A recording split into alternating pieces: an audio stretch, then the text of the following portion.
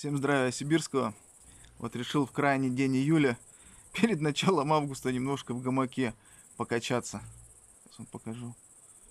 Лежу, качаюсь. Погодка супер.